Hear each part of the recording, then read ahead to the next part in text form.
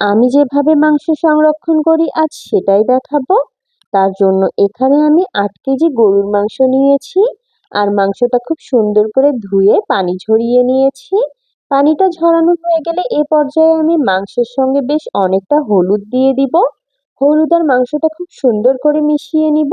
মাংসে হলুদ এভাবে মেখে ফ্রিজে সংরক্ষণ করলে মাংসের স্বাদটা অনেকদিন পর্যন্ত ভালো থাকে। আর মাংস আর হলুদটা খুব সুন্দর করে মেশানো হয়ে গেলে আমি অনেকগুলো এয়ারটাইট বক্স নিয়ে নিব। যদিও এখানে আমি সবগুলা বক্স দেখাচ্ছি না, তো প্রতিটা বক্সে খুব টাইট করে মাংসগুলা দিয়ে দিব।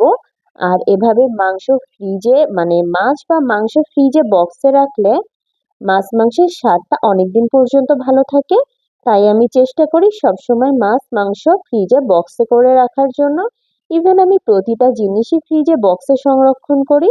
তো এই যে দেখো ফাইনাল লুক,